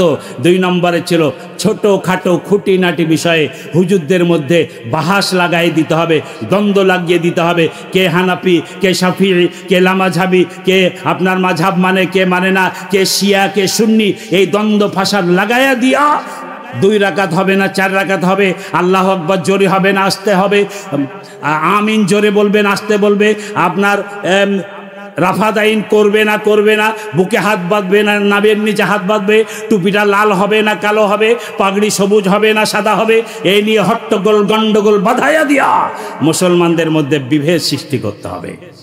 এটা ছিল ইহুদি খ্রিস্টানদের চক্রান্ত। বলুন তারা সেই চক্রান্ত বাস্তবায়ন করতে সক্ষম হয়েছে কি হয় নাই? আজকে মুসলমান এই দ্বিধা বিভক্তির মধ্যে পড়ে আছে না নাই? জোরে কোন আছে না নাই? আজকে ইহুদি খ্রিস্টানদের চক্রান্তের বেড়াজালে মুসলমান আবদ্ধ হয়ে গেছে। ইসলামী দল করে, একজন নেতা আর একজনের নেতার ভালো ভাত দেখতে পারে না। মাদ্রাসার হুজুর এক মসজিদের ইমাম আর এক মসজিদের ইমামের ভালো ভাত দেখতে পারে না। এক হুজুর আর এক হুজুরের কল্যাণ কামনা করে না। আল্লাহ রাব্বুল আলামিন দিন কায়েমের যারা, ইসলামী আন্দোলনের যারা কর্মী হবে তাদের নির্দেশ দিয়া সূরাতুশ শূরা 13 নম্বর আয়াত আল্লাহ বলেন, শারআ লাকুম মিনাদ-দীনি মা ওয়াসসা বিহি নূহা ওয়াল্লাযী আওহাইনা ইলাইক ওয়া মা ওয়াসসাইনা বিহি ইব্রাহিমা ওয়া মূসা ওয়া ঈসা আন আকিমুদ-দীন ওয়া লা তাতাফাররাকু ফি। লোগোর মধ্যে, মনোগ্রামের মধ্যে আন আকিমুদ-দীন শুধু লিখলে হবে না, তার পাশাপাশি লিখতে হবে ওয়ালা তাতাফাররাকু ফি, ঐক্যবদ্ধ থাকতে হবে। ঐক্যবদ্ধ না থাকলে কোনোদিনও দিন কায়েম হবে না, হবে না, হবে না। যদি দিন কায়েম করতে চান, কে কওমি, কে আলিয়া, কে পীর সাহেব, আর কে চরমুনাই, আর কে ফুলতুলি, আর কে 8 রশি, কে 16 রশি, সব মতভেদ আমাদেরকে ভুলে যেতে হবে। সকল দিন কায়েমের দলগুলোকে এক প্ল্যাটফর্মে ঐক্যবদ্ধ হতে হবে। আল্লাহ তাআলা বলছেন আন আকিমুদ্দিনা ওয়ালা তাতাফাররাকু ফি। দিন কায়েমের আন্দোলন যদি করেন, আগে আপনাকে কায়েম করতে হবে। মতভেদ রাখা যাবে না। ছোটখাটো মতভেদ থাকতেই পারে, এগুলোকে উপেক্ষা করতে হবে। যারা বাংলার জমিনে দিন কায়েমের আন্দোলন করার নামে যারা ইসলামী দল গড়েছেন, আমি সকল দলের নেতাকে আহ্বান করব, আল্লাহর কোরআনের হুকুম অনুযায়ী ছোটখাটো ব্যক্তিগত দলীয় যেসব মতভেদ আছে সব ভুলে গিয়া বাংলাদেশের যতগুলো ইসলামী দল রয়েছে, যতগুলো মানহাজ রয়েছে, যতগুলো মাযহাব রয়েছে, যতগুলো মাদ্রাসা মসজিদ রয়েছে, এই মাদ্রাসা মসজিদের এই 3 লক্ষ 4 লক্ষ ইমাম মুয়াজ্জিন খাদেম যদি এক প্ল্যাটফর্মে ঐক্যবদ্ধ হয়ে যায়, সবাই মিলে যদি এক স্লোগান তুলে, কোনো সুদখোর, কোনো ঘুষখোর, কোনো চাঁদাবাজ, বেঈমান, বৈষম্য সৃষ্টিকারী ব্যক্তির জানাজার নামাজ হবে না। জানাজার নামাজ বন্ধ করে দাও। দেখো দিন কায়েম হয় কিনা। দুঃখজনক, 50 টাকা দিয়ে হুজুর কিনা পাওয়া যায়, যার কারণে তো দিন কায়েম হচ্ছে না। ছোটখাটো খুঁটিনাটি বিষয় আমাদেরকে ভুলে যেতে হবে। একটা স্ববিরোধী কথা বলছি, রাগ করছেন? কুড়াল দিয়ে কাঠুরে কাঠ কাটছে, তো কাঠ বলছে ভাই কুড়াল খুব লাগে রে, এত জোরে মারিস। কুড়াল বলছে এমনি মারি, তোর জাতের একখান অজাত আমার পিছনে ঢুকছে। কুড়ালের পিছনে যে একটা কাঠ থাকে, বাঁট থাকে, কি বলে? বাঁট, তাই না? ওটা একটা কাঠ। তখন কুড়াল বলছে এত জোরে তোর গায়ে মারি, এমনি কি মারি? তোর জাতের একখান অজাত আমার পিছনে ঢুকছে, ঢুকে আমার গায়ের শক্তি বাড়িয়ে দিয়েছে। আজকে আমার মতো আপনার মতো কিছু জাতের অজাত কিছু বাতিল শক্তিকে আরো শক্তি যোগাচ্ছে, যার কারণে তারা খালি লাফাচ্ছে, খালি লাফাচ্ছে। এই লাফান ঝাফান সব বন্ধ হয়ে যাবে। সারা বাংলাদেশের যত মসজিদ, যত মাদ্রাসা, যত খানকা আছে, সবাই নিজের ব্যক্তি মতভেদ সব ভুলে যান। আন আকিমুদ্দিন ওয়ালা তাতাফাররাকু ফি। দিন কায়েমে সব ঐক্যবদ্ধ হয়ে যান। নিজের অহংকার, নিজের দলের অহংকার, নিজের ব্যক্তির অহংকার জলাঞ্জলি দিয়া যেদিন বাংলার সকল স্তরের ইসলামী দলের নেতৃবৃন্দ, কর্মী বাহিনী এক প্ল্যাটফর্মে ঐক্যবদ্ধ হয়ে একই সাথে মিছিল করতে পারবে, সেদিন বাংলার জমিনে দিন কায়েম হতে আমাদের 24 ঘন্টা সময় লাগবে না। আওয়াজ তুলে বলেন ঠিক কিনা? 24 ঘন্টার মধ্যে দেশে ইসলাম কায়েম সম্ভব, যদি এই কওমি হুজুর আর এই আলিয়া হুজুর এক হতে পারে। আল্লাহ রাব্বুল আলামিন তাই তো বললেন তুমিনুনা বিল্লাহি ওয়া রাসূলিহি ওয়া তুজাহিদুনা ফি সাবিলিল্লাহি বিআমওয়ালিকুম ওয়া আনফুসিকুম যালিকুম খায়রুল লাকুম ইন কুনতুম তা'লামুন।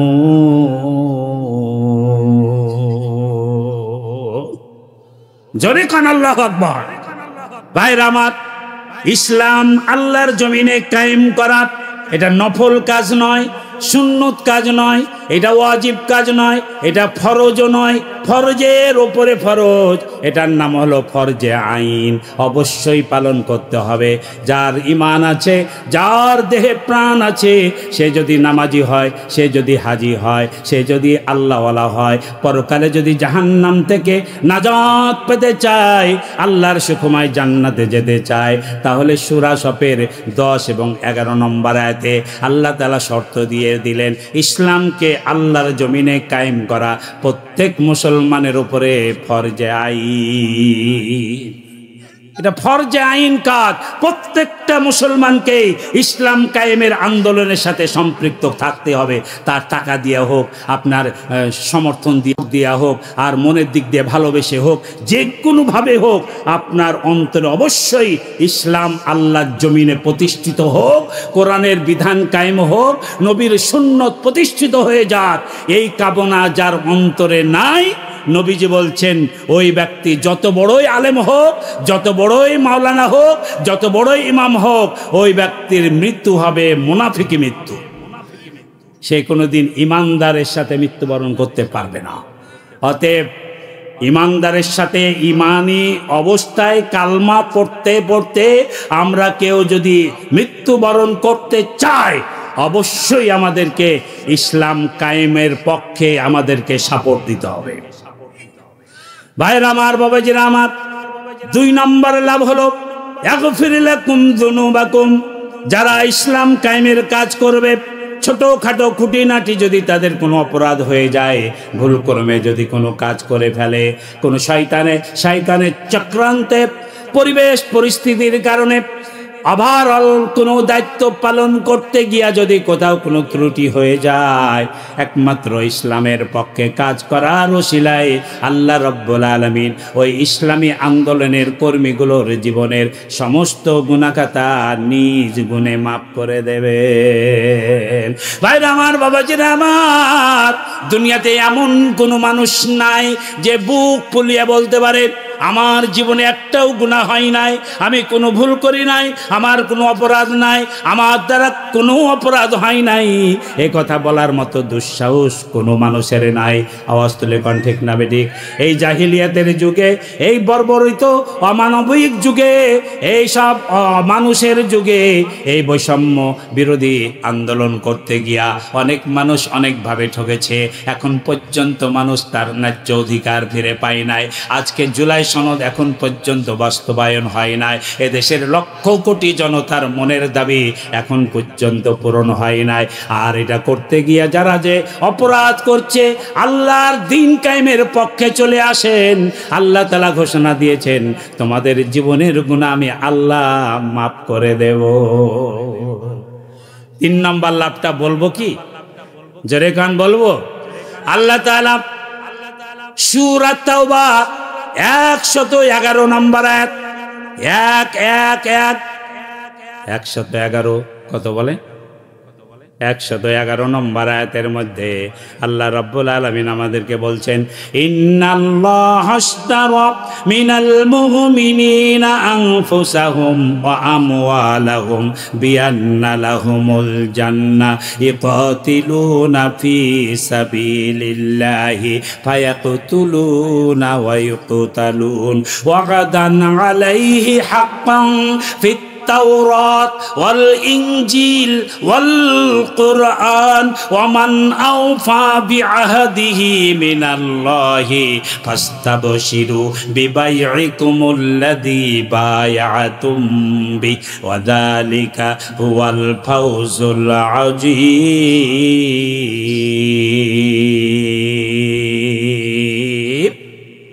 জোরে বলেন আল্লাহু আকবার।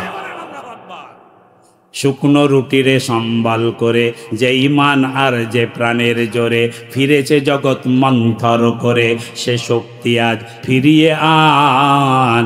আল্লাহু আকবার তাকবীরি ধ্বনি, আল্লাহু আকবার তাকবীরি ধ্বনি বিশ্বকাপুক পুণ্যবান। বাজিছে দামামা বাদরে আমামা, শির উঁচু করি মুসলমান। আরেকবার 2খানা হাত তুলে জীবনে যত জোরে না বলেছেন তার চাইতেও জোরে আওয়াজ তুলে একসাথে সমস্যারে বলেন আল্লাহু আকবার। হচ্ছে না। আমি লিল্লাহ তাকবীর বলবো, আপনারা একসাথে হাত তুলবেন, লিল্লাহে তাকবীর। হচ্ছে না। ভারতের বর্ডার পেরিয়ে দিল্লির নরেন্দ্র মোদীর সিংহাসনে গিয়ে ধাক্কা মারবে এমন একখান আওয়াজ তোলার সাহস রাজশাহী মহানগরীর মুসলমানের আছে? আওয়াজ তুলে গান আছে? আর ওই হোয়াইট হাউসের ডোনাল্ড ট্রাম্পের যে সিংহাসন, ওটার মধ্যে প্রকম্পন সৃষ্টি করার মতো একখানা আওয়াজ উঠবে আজকের দিয়াউল কোরআন মাদ্রাসার আজকে মহাসম্মেলন থেকে আওয়াজ তুলে বলেন ঠিক না বেঠিক? দুইখানা হাত তুলবেন একসাথে, লিল্লাহে তাকবীর, নারায়ে তাকবীর। ভাইরা আমার, বাবাজিরা আমার, 3 নম্বর লাভের কথা বলছিলাম। আল্লাহ তাআলা বলেন, আমি আল্লাহ তাআলা ওই মুসলমান যারা ইসলাম কায়েমের সুন্নত পালন করতে চায়, যে সুন্নাতের জন্য নবীজি 13 বছর ধরে অত্যাচার, নির্যাতন, জুলুম সহ্য করেছেন, নিজের বাড়ি ঘর ত্যাগ করে নিজের জন্মভূমি ছেড়ে দিয়ে মদিনায় হিজরত করেছেন। মদিনাতে এসে 1টা 2টা 3টা নয় 40টা যুদ্ধ করেছেন, 27টা যুদ্ধে নিজে সেনাপতির দায়িত্ব পালন করেছেন। সেই নবীর রেখে যাওয়া সুন্নাত সবচেয়ে বড় সুন্নাত। এটা হলো ইসলামকে আল্লাহর জমিনে, দ্বীনকে আল্লাহর জমিনে প্রতিষ্ঠিত করতে হবে। লিইয়ুজহিরাহু আলাদ্দীনি কুল্লিহি ওয়ালাউ কারিহাল মুশরিকুন। মুশরিকদের গায়ে যতই জ্বালাতন হোক, যতই যন্ত্রণা হোক, আল্লাহর জমিনে আল্লাহর দ্বীন প্রতিষ্ঠা করা এটা নবীর সবচেয়ে বড় দায়িত্ব ছিল। আমরা সেই নবীর উম্মত, আমরা সেই নবীর অনুসারী, আমরা সেই নবীর সুপারিশ নিয়ে পরকালে জান্নাতে যেতে চাই। অতএব জান্নাতে যদি যেতে চান, আল্লাহর নবীর দেওয়া পথ অবলম্বন করতে হবে। সে আল্লাহর দেওয়া ব্যবসা, সেই ব্যবসার 1 নম্বর পুঁজি হলো আল্লাহর উপরে পরিপূর্ণ ঈমান আনতে হবে। 2 নম্বর পুঁজি হলো আল্লাহর নবীর অনুসরণ করতে হবে। 3 নম্বর পুঁজি হলো জান মাল দিয়া আল্লাহর রাস্তায় জিহাদ করতে হবে। আর এই জিহাদ যারা করবে তাদের ব্যাপারে সূরা তাওবার 111 নম্বর আয়াত আল্লাহ বলেন, ইন্নাল্লাহা আশতারা মিনাল মুমিনিনা আনফুসাহুম ওয়া আমওয়ালাহুম বিআন্না লাহুমুল জান্নাহ। হে মুসলমানেরা, তোমাদের 3 নম্বর লাভের কথাটা বলে যান। যারা দুনিয়ার বুকে এই ব্যবসাটা করবে, নিজের জান দিয়া, নিজের মাল দিয়া যারা আল্লাহর দেখানো এই ব্যবসাটার সাথে জড়িত হয়ে যাবে, ব্যবসাটা হলো আল্লাহর জমিনে দ্বীন কায়েম করা, এটা হলো ব্যবসা। আর এই ব্যবসার জন্য যারা জান দিবে, যারা মাল দিবে, আল্লাহ তাআলা বলেন, আমি আল্লাহ তাআলা বিনিময়ে আমি ওয়াদা করে দিলাম, আমি আল্লাহ তাআলা বিনিময়ে তাদেরকে জান্নাত দিয়ে দেব। মান আউফা বিআহদিহি মিনাল্লাহ। হে দুনিয়ার মানুষ, তোমরা বলো দেখি, আল্লাহর চেয়ে বড় ওয়াদা পালনকারী আর কেউ আছে কি? জোরে কান আছে? আল্লাহ হচ্ছেন সবচেয়ে বড় ওয়াদা পালনকারী। ওয়াদান আলাই হাক্কান ফিত তাওরাত ওয়াল ইনজিল ওয়াল কুরআন। আল্লাহ তাআলা ওয়াদা করেছিলেন তাওরাতে, ওই ইহুদিরা অমান্য করেছে, আল্লাহর ওয়াদাকে তারা বিশ্বাস করে নাই। আল্লাহ তাআলা ওয়াদা করেছিলেন ইনজিলে, ওই খ্রিস্টানেরা আল্লাহর সাথে ওয়াদা খেলাপ করেছে, আল্লাহর ওয়াদা মতো তারা কাজ করে নাই। আল্লাহ তাআলা ওয়াদা করেছেন কোরআনে, যারা ইসলামের কাজ করবে, দ্বীন কায়েমের কাজ করবে, আল্লাহ তাআলা অবশ্যই তাদেরকে জান্নাত দেবেন। আজকে আল্লাহর ওয়াদার সাথে অনেক মুসলমান একমত হতে পারছে না। আওয়াজ তুলে কোন ঠিক না বেঠিক? আর এই দ্বীন কায়েমের একটা বড় অংশ হচ্ছে আল্লাহর কোরআন জানতে হবে, মানতে হবে, বুঝতে হবে। কোরআন না জেনে ইসলামী আন্দোলন করে 1 আনাও লাভ হবে না। আমি দেখি ইসলামী আন্দোলনের বড় বড় নেতা কোরআন সহি শুদ্ধ পড়তে পারে না। আমি বলবো, ইসলামী আন্দোলনের নেতা হতে হলে 1 নম্বর কাজ হবে কোরআনকে বিশুদ্ধভাবে জানতে হবে, বুঝতে হবে। আওয়াজ তুলে কোন ঠিক না বেঠিক? এটা হলো ফরজ কাজ। এইটা জানার জন্য হাজার হাজার নুরানি মাদ্রাসা, হাজার হাজার হাফিজিয়া মাদ্রাসা, হাজার হাজার কওমি মাদ্রাসা, হাজার হাজার আলিয়া মাদ্রাসা প্রতিষ্ঠিত হয়েছে। বয়সের কোনো তারতম্য নেই। নবীজি বলেছেন, উতলুবুল ইলমা মিনাল মাহাদি ইলাল লাহাদি। দোলনা থেকে কবর পর্যন্ত জ্ঞান অর্জন করো। আল্লাহর নবী যখন 40 বছর বয়সে নবুয়ত পেয়েছিলেন, নবীর যারা ছাত্র ছিল, নবীর যারা সাহাবী ছিলেন, কারো বয়স 8, কারো বয়স 10, কারো বয়স 40, কারো বয়স 50, 60 পর্যন্ত ছিল। তাহলে ছোট থেকে বড় সবাই নবীর ছাত্র ছিল, ঠিক না বেঠিক? তাহলে ছোট বড় সবাই নবীর ছাত্র ছিল। কি শিখতো? তারা নবীর কাছে দারুল আরকামে গিয়ে কোরআন শিখতো। তাহলে ইসলামী আন্দোলনের কর্মীর ১ নম্বর কাজ হচ্ছে সহি শুদ্ধভাবে কোরআন জানতে হবে, মানতে হবে, শুনতে হবে। ২ নম্বর কাজ হচ্ছে কোরআন অনুযায়ী মানব জাতিকে হেদায়েত করতে হবে, প্রশিক্ষণ দিতে হবে। কোরআনের প্রশিক্ষণ যে দলে আছে, যেই দলে প্রতিদিন কোরআন পাঠ করার কর্মসূচি আছে, যেই দলে প্রতিটা মিটিংয়ে প্রোগ্রামে কোরআন তেলাওয়াতের ব্যবস্থা আছে, যেখানে কোরআন শিক্ষার ব্যবস্থা আছে, সেই দল করা মুসলমানের উপরে ফরজ। আওয়াজ তুলে কোন ঠিক না ঠিক? যেই দলে কোরআন শিক্ষা দেওয়া হয় না, যে দলে কোরআনের তালিম থাকে না, যাদের রিপোর্টে কোরআন পাঠ করার কোনো ব্যবস্থা থাকে না, হাদিস পাঠ করার কোনো ব্যবস্থা থাকে না, ওই ধরনের দলের সাথে কোনো ইমানদারের ১ তিল পরিমাণ সম্পর্ক রাখা জায়েজ হবে না। আমি মুসলমান, আমি আগে দেখবো এখানে কোরআন আছে কি নাই। আওয়াজ তুলে কোন ঠিক না ঠিক? জোরে কোন ঠিক না ঠিক? অতএব আমার সাথে একসাথে স্লোগান তুলেন, কোরআন আছে যেখানে। অনেক মুসলমান বলছে না, মানে তারা নাই। আরেকবার বলি, কোরআন আছে যেখানে, কোরআন নাই যেখানে, নবীর আদর্শ আছে যেখানে, নবীর আদর্শ নাই যেখানে, আমরা নাই সেখানে কোনো মারম রচিত মতবাদের আমরা দালালি করব না। আমরা যদি দালালি করি, আল্লাহর কোরআনের দালালি করব, নবীর সুন্নতের দালালি করব। এটার উপরে প্রতিষ্ঠিত থাকার জন্য এই মাদ্রাসাগুলোকে জিন্দা করতে হবে। আওয়াজ তুলে গান ঠিক না ঠিক? এই দিয়াউল কোরআন হেফজ মাদ্রাসা আপনাদের সমাজে এই জায়গাতে প্রতিষ্ঠিত হয়েছে। এখানে অনেক সুন্দর ব্যবস্থাপনার মাধ্যমে এই মাদ্রাসাটি সামনের দিকে এগিয়ে যাচ্ছে। আপনাদের সকলের সহযোগিতা কামনা করব। যে কোরআনের মাদ্রাসাকে সহযোগিতা করলে আল্লাহ নবীকে সহযোগিতা করা হয়, আর নবীকে সহযোগিতা করবেন, কোরআনের মাদ্রাসাকে সহযোগিতা করবেন। একামতে দিন, আর এটা হলো খেদমতে দিন। এই খেদমতে দিনের কাজ যারা করবে, এইটা তিলে তিলে তিলে সবগুলো এক জায়গায় হয়ে একামতে দিন হবে। মতভেদ ভুলে যান। আন আকিমুদ্দিন ওয়ালা তাতাফাররাকু ফি।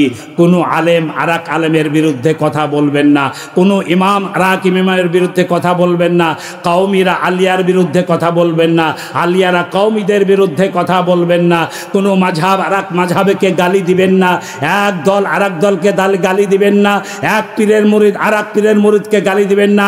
যে যেখানে যে অবস্থায় আছেন সেখান থেকেই সবাই একমত হয়ে যান।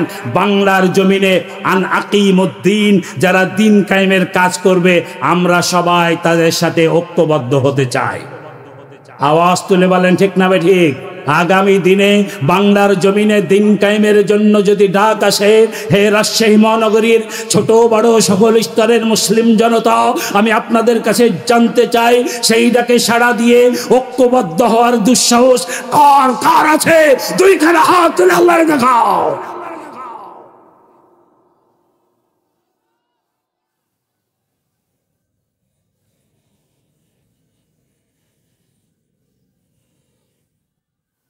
আল্লাহ কবুল করুন, জোরে বলেন আমিন।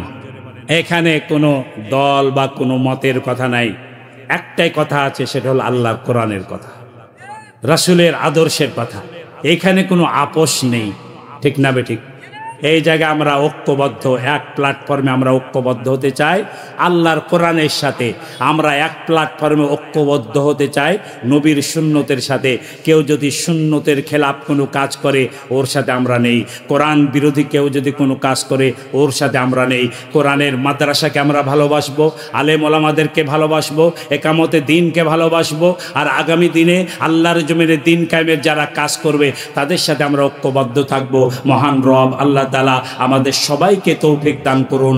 আকুলু কওলি হাদা আস্তাগফিরুল্লাহ লি ওয়া লাকুম ওয়া লিসাইরিল মুমিনিনা মিন কুল্লি যামবিন ওয়া আতুবু ইলাইহি ইন্নাহু হুয়াত তাওয়াবুর রহিম। আসসালামু আলাইকুম ওয়া রাহমাতুল্লাহি ওয়া বারাকাতুহু।